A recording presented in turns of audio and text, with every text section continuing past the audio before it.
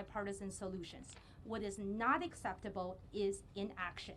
Legalizing dreamers, farm workers, TPS, and essential workers via bipartisanship or reconciliation must be achieved over inaction. Today, we have an array of business, faith, immigrant leaders, and our Democratic leadership who agree immigration solutions are urgent and necessary. They may not agree on how it should be done, but everyone agrees that inaction is not acceptable for our economy, for our families, and for human dignity. I am first proud to introduce ABIT co-chair Don Graham, chairman of Graham Holdings Company and the former owner of the Washington Post. Don's extraordinary generosity at Dream.us has provided scholarships and, more importantly, hope for thousands of dreamers across the country. Please welcome Mr. Don Graham. Thank you to Rebecca, the marvelous leader of this organization.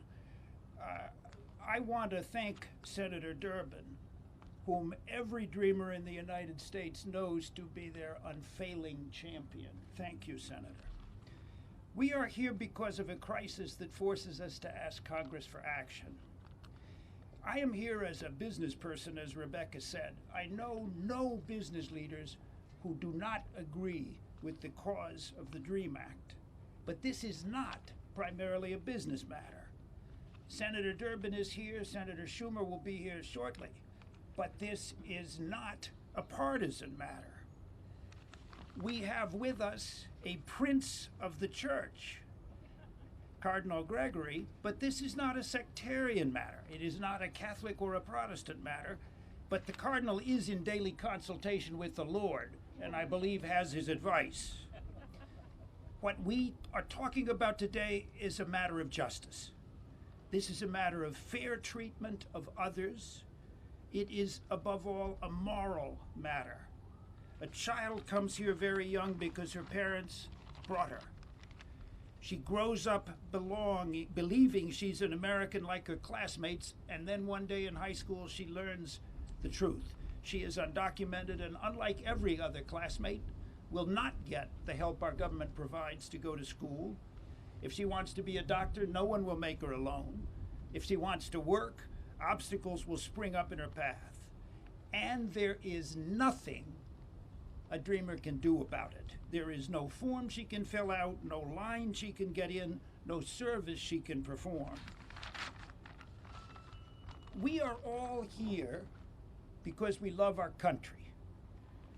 America is not a cruel country, and Americans are not cruel people.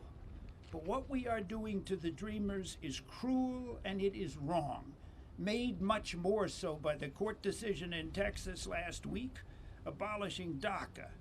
We beg every member of the Senate to pass the DREAM Act, giving these students the chance to remain here to study and to work as they wish. It is now my pleasure to introduce a more important speaker. Enrique Sanchez is a dreamer from Salt Lake City who came here as a 2-year-old. He aspires to serve this country. Senators, please let him do so. Enrique.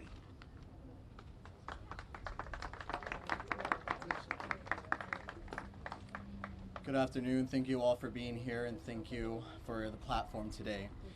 As was mentioned, my name is Enrique Sanchez. I am from Park City, Utah. I came to the United States with my family from Guerrero, Mexico at the age of 2 years old in 2000. I am now 23. I've finished my career at the University of Utah, and I unfortunately am unable to work in the job position that I want to. Since I was 8 years old, I dreamed of becoming a police officer. I was disappointed to learn that because of my immigration status, I was barred from becoming a police officer in my community. Today, I work as a civilian employee for my local police department.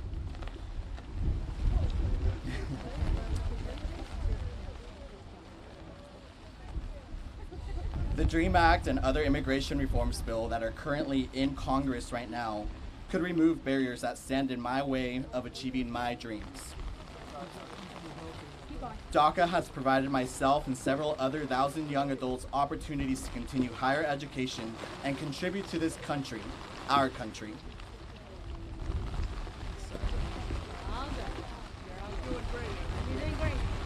My story is not unique though.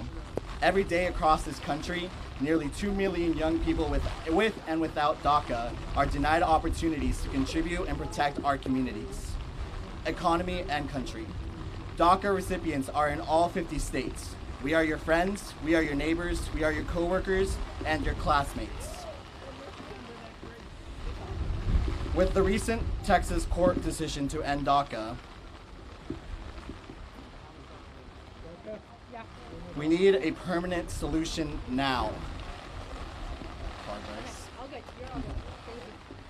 I call on my Utah senators, Senator Mike Lee and Senator Mitt Romney, to please help support any and all immigration reform that is in Congress now. We need permanent solutions now, especially with what's going on around our country. Thank you very much. And it's my pleasure to introduce from my state of Illinois, Senator Dick Durbin, the kind of person who will make a deal if there are willing partners on the other side. Senator.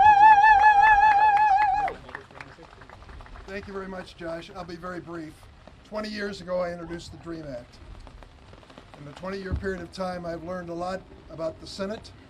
I've learned a lot about myself, but most of all, I've learned a lot about the Dreamers. They never give up and will never give up. Thanks to the Business Coalition for coming together. Thank you, Cardinal Gregory and Father Dennis, for being here. The battle has just begun, and this is the year to win it. Thank you all. Woo! Thank you, Senator Durbin. We'll have Ana Navarro next. Ana? Ana is a Republican strategist and CNN and The View commentator. Oh, she's coming.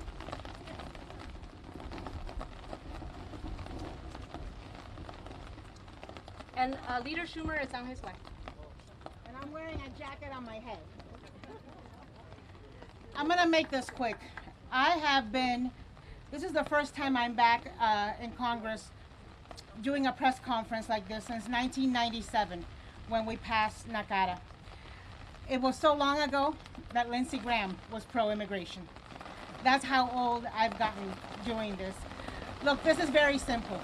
When there's a will, there's a way. We passed NACADA for the Nicaraguans on the DC appropriations bill. We need to find a vehicle to do this, hopefully a bipartisan vehicle.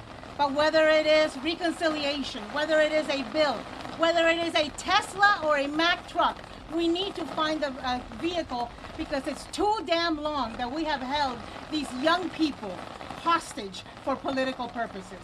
Let's get this done. Thank you. Woo! Ana, you want to say something in Spanish? Ana. Oh, okay. All right. Thank you. So Leader Schumer is on his way.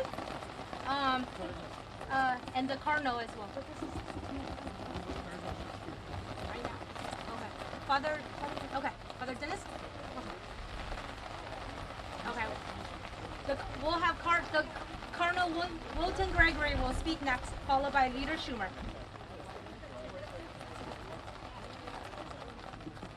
All right. Father Dennis, go ahead. I'll do it. In my tradition, we tell brides that it's good luck when it rains. Can you move your umbrella just low for that camera? Good, thank you. So, it's an honor to be with all of you today, an honor to introduce this man to you, a man with an extraordinary heart for the poor, someone who works across. I have to go speak on the floor. Sure. Okay, why don't we step back Okay, for a moment. Murad. There we go. Murad. How's it going, everyone? Woo! Yeah. Don't let the rain bring us down a little bit.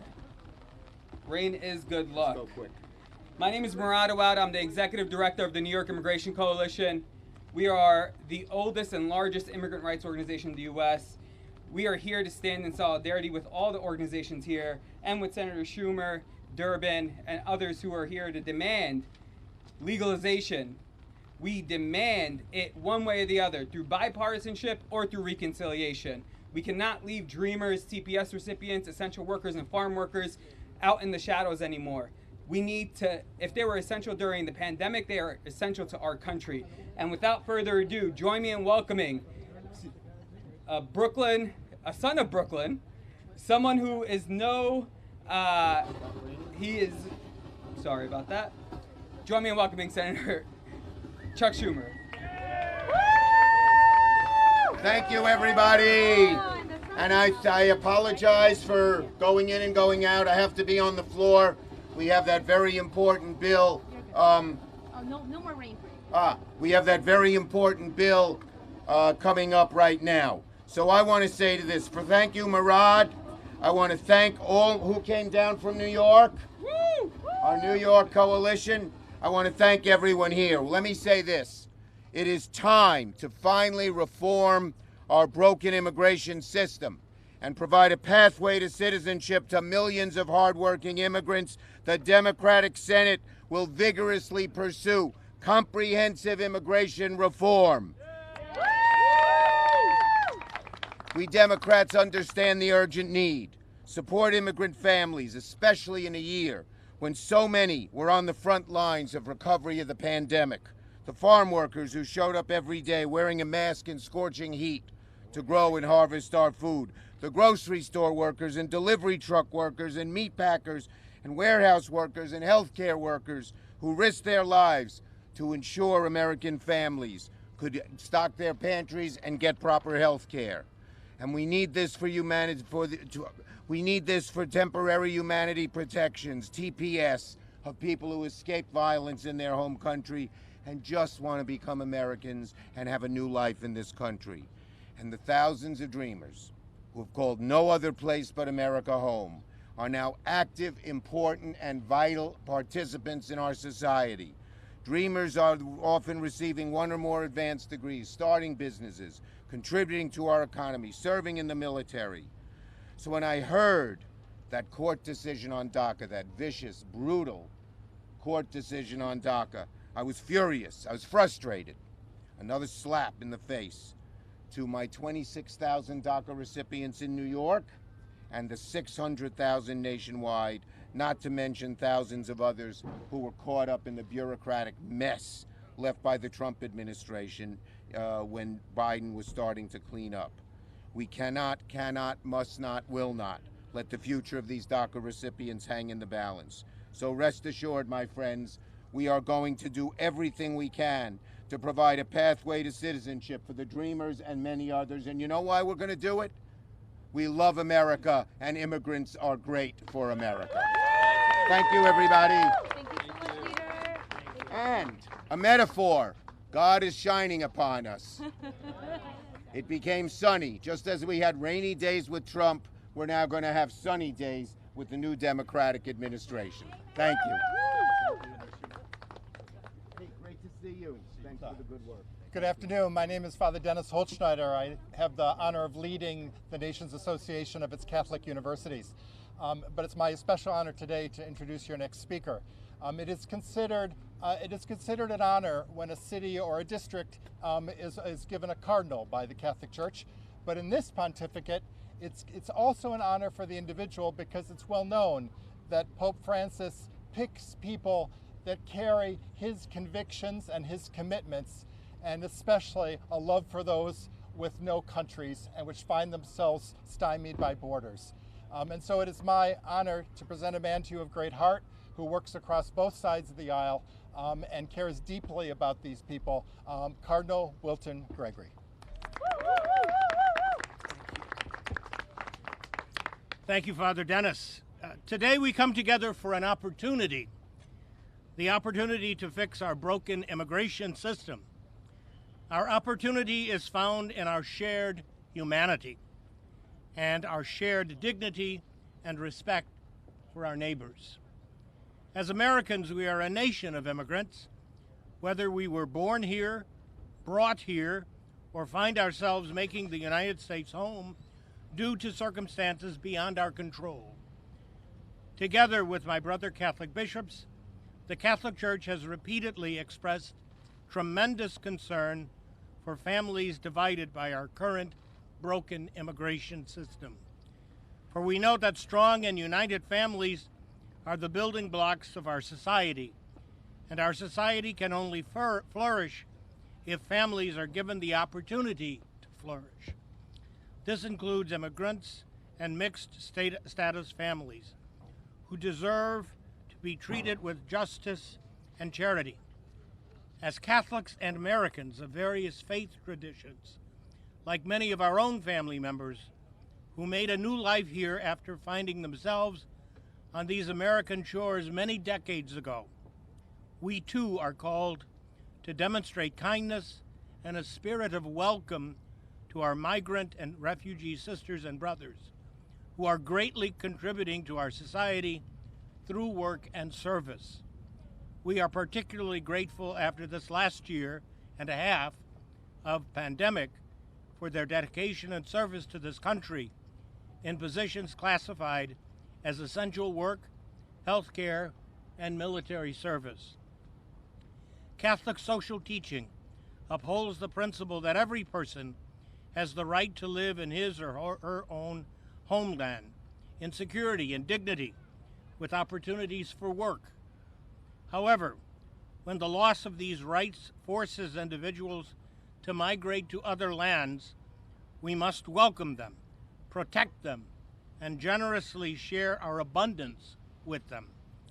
Standing in solidarity with our migrant and refugee brothers and sisters means once again raising the question, will we care for our neighbor? After years of delay, the 117th Congress now has an opportunity to be courageous by addressing immigration in a comprehensive and productive way that will provide long-desired relief for those already living as Americans. I join my Catholic bishop brothers of the United States in welcoming efforts to pass bipartisan immigration reform legislation that includes legalization and a path to citizenship for undocumented people already living here in the United States. Whatever political opinions may divide us, we look to our fellow Americans to support the passage and implementation of legislation that will keep families together and protect children.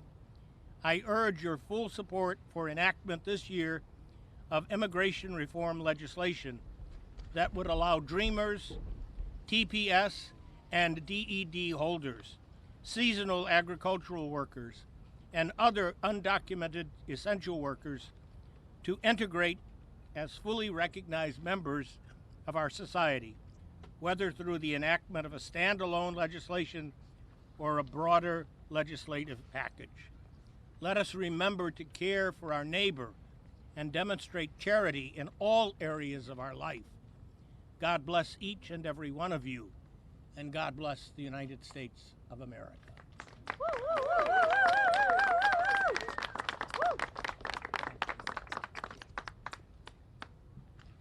Good afternoon, everybody. My name is Angelica Salas. I am the Executive Director of CHIRLA, the Coalition for Humane Immigrant Rights.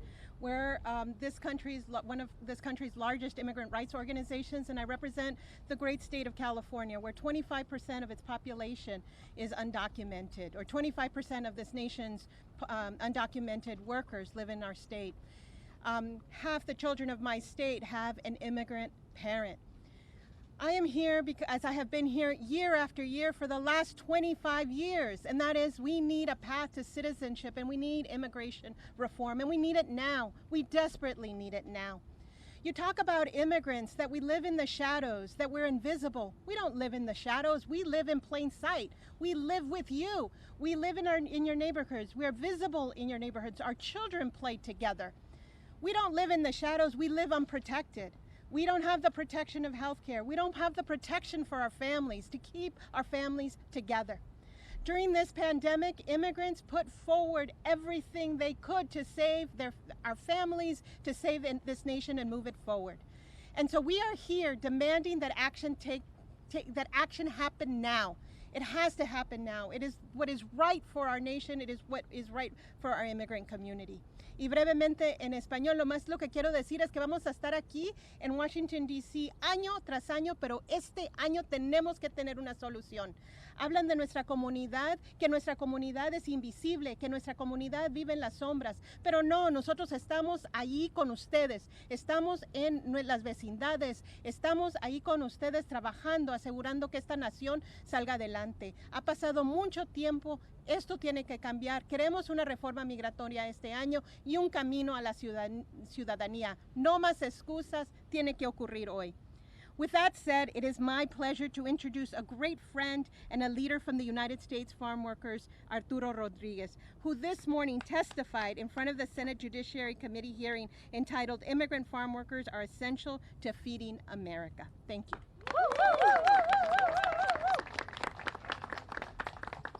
Claudia, thank you very much. My name is Arturo Rodriguez, President Emeritus of the United Farm Workers, and it's a great pleasure to be here with y'all today. I'm here with 5 farm worker women here today that are on my side and my back here. They come from the states of Georgia and Michigan. Now, this is something that it rained, because if we would have been farm workers out in the fields, we would have stayed out there working just like we stayed here at this press conference, but by now we'd be all muddy and wet and have to continue working. There would be no umbrellas like there were here that popped out a few minutes ago. So I give all the credit in the world to these 5 women and their families, because when you combine those 5 women's families, they have worked over 220 years in agriculture. It's clear they came here to contribute, not to take, but to contribute to our society, and ensure that every one of us as Americans have food on our table every single day. As been mentioned, there is no excuse at this point why we don't get passage of immigration reform for farm workers, for dreamers, for TPS recipients, and for essential workers. When the pandemic came, they weren't able to go and stay at their homes. All of those workers came out, and they were in the fields, they were in our factories, they were in our stores, they were every place they needed to be, because they felt it was important for them to be there, and they were willing to take the risk of their lives. So that we urge everyone within this Congress to take action now. This has to happen this year. We can't wait any longer. We've been waiting for decades. Ahora es cuando. The time is now. Si se puede, let me introduce to you 2 women. Claudia Duran, who's here with me from the state of Michigan, and Lupita Perales, who's also from the state of Michigan. They'll be translating for Claudia. Claudia. Buenas tardes, mi nombre es Claudia Duran y vivo en Pullman, Michigan. Good afternoon, my name is Claudia Duran and I live in Pullman, Michigan. He trabajado 17 años en el campo, en diferentes cosechas. He trabajado en la uva, en la pizca de blueberry y en los pinos de Navidad. I have worked in the fields for 17 years, harvesting different crops like grapes and Christmas trees. El país depende de los trabajadores agrícolas. The country depends on agriculture workers like myself. A pesar de los cambios del clima, tenemos que trabajar. Despite the weather conditions, we have to work. En las pizcas de blueberry las temperaturas son muy altas y a 95 grados o 100 grados así estamos trabajando. When picking blueberries, temperatures can reach to 95 to 100 degrees and we still have to work. Hay días que está muy mojado y tenemos que usar botas de plástico y las temperaturas son muy altas y así estamos trabajando. There are days when it is very wet and it requires us to be working with plastic boots and very high temperatures. Trabajamos a contrato y hay días que no hay tanta fruta, la libra nos la pagan a 50 centavos y no hacemos mucho dinero. We work by piece rate. There are days where there isn't much fruit. For each pound we pick, we are paid 50 cents, so we earn very little money. Trabajamos 12 horas al día, 6 días o los 7 días a la semana. We work 12 hours a day, sometimes 6 or 7 days a week. Le urjo a los senadores a pasar una legalización para los campesinos ahora y que piensen en nosotros cada vez que comen. Gracias. I urge the senators to pass a legalization for farm workers now and to think about every single time you eat.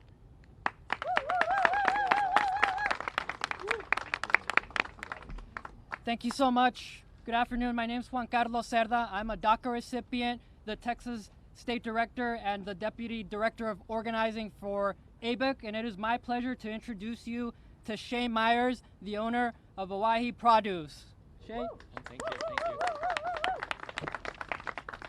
I'm glad to be here, glad for the opportunity that I have to represent so many people, the voiceless, those that don't have the opportunity and ability at times to share their message.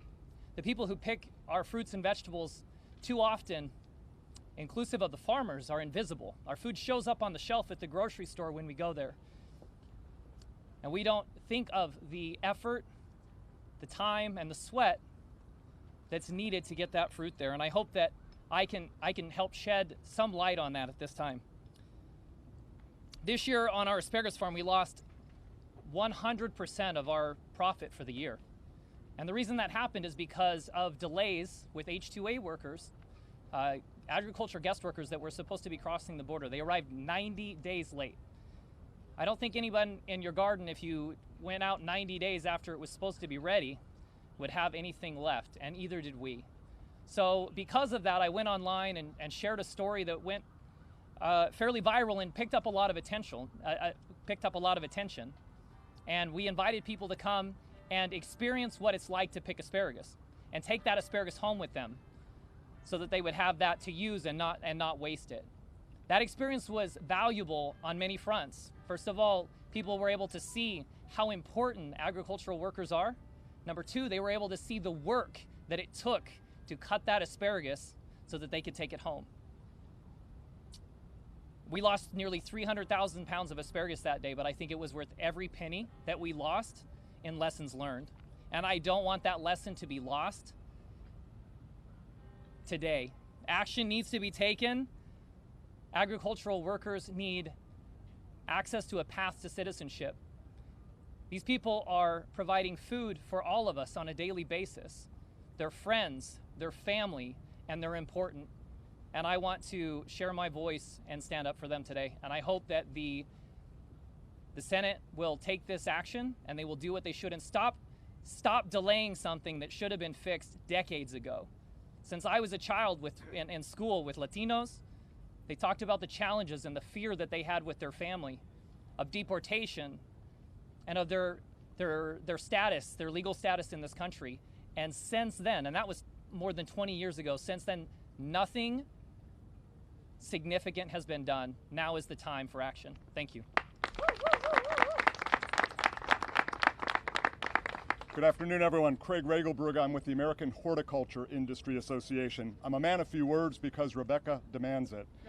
Our farmers, who are the backbone of rural communities across America, are at an historic inflection point.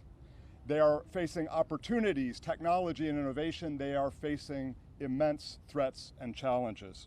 When we ask them about those challenges, number 1, 2, and 3, labor, talent, workforce. We hear this over and over and over again. The simple fact is we cannot address these issues without federal legislation. We cannot address stability of our current workforce, status, and the dignity that comes with it. We can't address improvements to our legal immigration system and our visa programs without Congress. The good news is, working in common cause with Arturo and others, we have gotten good legislation through the House, and now we're working on the Senate. I want to thank Senators Mike Crapo and Michael Bennet for rolling up their sleeves and stepping up and saying, we'll take this challenge on. They need others, so we are calling out to all senators of both parties of good faith and goodwill who are for solutions to support Mr. Crapo and Mr. Bennet to get involved in this issue to help us get it done. Their success in the days and weeks ahead will determine our success in labor-intensive, high-value agriculture and the success of farm workers for many, many years to come. It's about national security, it's about economic prosperity, and it's about doing the right thing, and it's high time we did it. Thank you. Nora Venegas, Tyson Foods. Hello, buenas tardes. Immigrants are important to our country, our customers, and our team members. Tyson Foods supports bipartisan immigration policy solutions. When you visit a Tyson plant, you will meet team members from different parts of the world and hear up to 50 different languages spoken. Whether our team members came as refugees or temporary protective status holders, we support policy solutions to provide them stability. Thank you.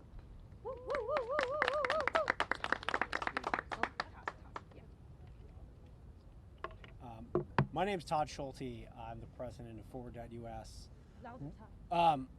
Okay, sorry. My name's Todd. Todd Schulte. I'm the president of Forward.us. One of my favorite artists, his name is James Murphy. I don't know if he's a good Catholic still, has a line in a song that says, "There's always a side door into the dark." You are going to hear in Washington excuses. You're going to hear, we want to do immigration reform when the sun's out, but we can't do it when it rains. You're going to hear, we want to do it, but there's something about the border. Well, maybe people will come. Just wait till after the election. Well, we've seen what happens when people wait. And millions of people go to work every day.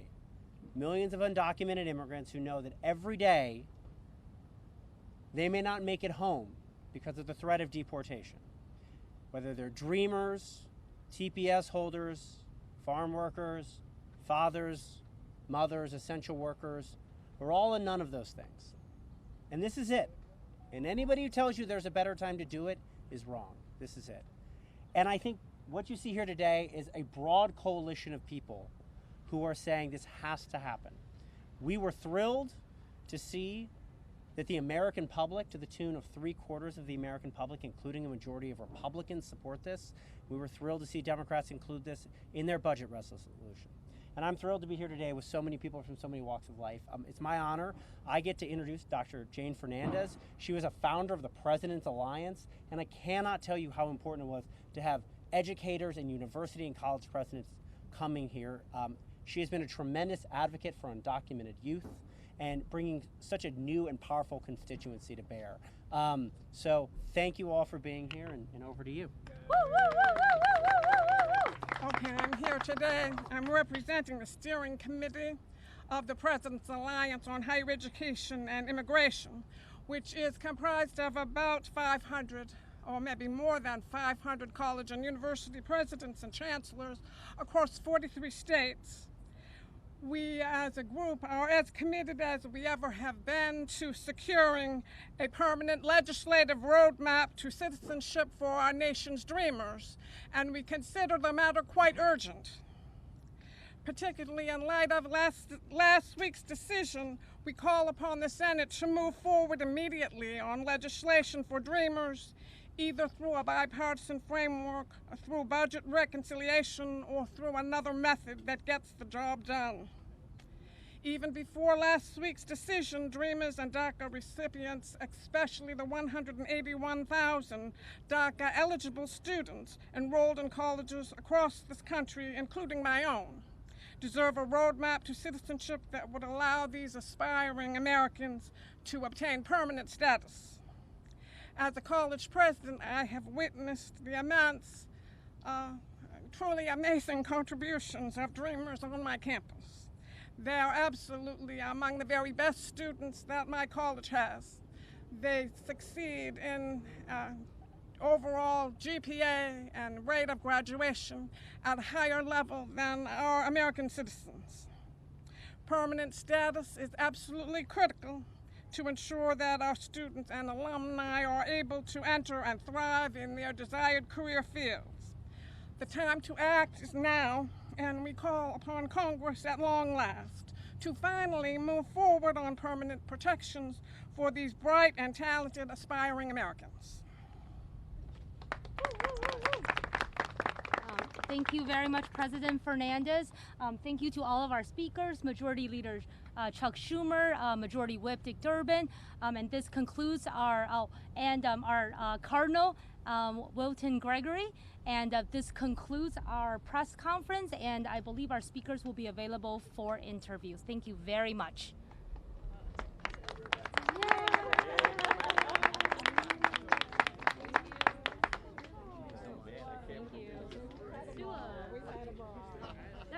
Let's do a quick group picture. Okay. James.